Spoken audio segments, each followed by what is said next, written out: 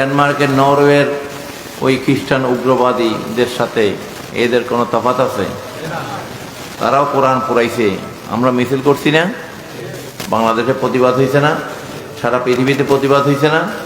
এর বাংলাদেশে যারা কোরআন পড়েছে তাহলে এটার প্রতিবাদ হয়নি কেন? কথায় কথায় মানুষকে মেরে ফেলা হচ্ছে, মানুষের বাড়িঘর লুট করছে, মানুষের ক্ষতি হচ্ছে, মানুষের উপরে জুলুম হচ্ছে, ঠিক কিনা? মানুষের বাড়িঘর লুটপাট করে মানুষের সম্পদ নিয়ে যাচ্ছে, মাজারগুলোতে আগুন দিচ্ছে, মাজারগুলো ভাঙচুর করছে, মসজিদগুলো আগুন জ্বালিয়ে দিচ্ছে, মসজিদের ফ্যান লাইট এগুলা চুরি করে নিয়ে যাচ্ছে, মসজিদের মধ্যে কোরআন শরীফ পুড়িয়ে দেওয়া হচ্ছে। নাউজুবিল্লাহ বলেন।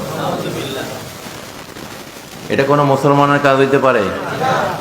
হ্যাঁ, তাহলে ওই ডেনমার্কের নরওয়ের ওই খ্রিস্টান উগ্রবাদীদের সাথে এদের কোনো তফাৎ আছে? তারাও কোরআন পড়াইছে, আমরা মিছিল করছি না? বাংলাদেশে প্রতিবাদ হয়েছে না? সারা পৃথিবীতে প্রতিবাদ হয়েছে না? এর বাংলাদেশে যারা কোরআন পড়েছে তাহলে এটার প্রতিবাদ হয়নি কেন? কি বলেন? কৃষ্ণ করলে লীলা, আরেকজন করলে পাপ, তারা কি কৃষ্ণ হয়েছে? হ্যাঁ, তাহলে কই এই যে আগুনে যে এই যে শেরপুরের মধ্যে একটা মসজিদের মধ্যে এতগুলো কোরআন পড়াই দিল, কতগুলা মুসল্লি নামদারি ওহাবি খারিজিরা, কই বাংলাদেশের কেউ তো এই কোরআনের কোনো প্রতিবাদ করলো না। এটার নাম কি ঈমান? হ্যাঁ, আল্লাহর কালামুল্লাহ শরীফ কারো পড়ানোর জন্য কি লাইসেন্স দেওয়া আছে যে উনি বড় মুফতি, উনি পড়াইতে পারবে, উনি বড় মসজিদের ইমাম বা বড় পীর সাহেব এই জন্য উনি পড়াইতে পারবে? হ্যাঁ, তাহলে বর্তমান সময়ে জাহেলিয়াতের জমানা চলছে, এটা তো ঠিক। এদেশে কোরআন পড়াইয়ে দিচ্ছে, সেদিকে কারো খেয়াল নেই। গরু ছাগল লুট করে নিয়ে যাচ্ছে, ডেক ডেকসি লুট করে নিয়ে যাচ্ছে, বড় বড় লম্বা লম্বা কোথা পরা, বড় বড় দাড়ি জুব্বা আসকান পরা লোকগুলা লুট করে নিয়ে যাচ্ছে। নাউজুবিল্লাহ বলেন।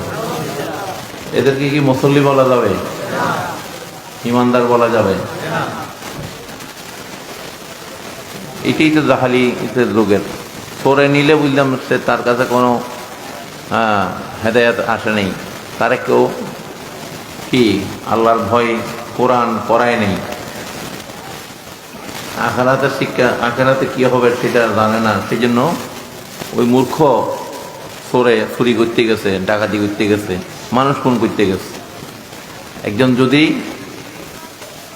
কোরআন পড়নেওয়ালা, হ্যাঁ, দাড়ি রাখনেওয়ালা, মাদ্রাসায় পড়নেওয়ালা বা একজন আলেম নামধারী লোক, মুফতি মুহাদ্দিস যদি এই কাজ করে তাহলে এটা কি মানা যায়? হ্যাঁ, কখনো মানা যায় না। তখন যারা এই কাজগুলা করবে তখনই বুঝতে হবে আমরা জাহেলি যুগের মধ্যে আছি। যখন বিদ্বানরা যখন এই কাজগুলা করবে, শিক্ষিতরা যারা কোরআন পড়ে এই কাজ করবে, তাহলে যুগটা ভালো যুগ না খারাপ যুগ? খারাপ যুগ। তো এখানে এই যে উগ্রবাদীরা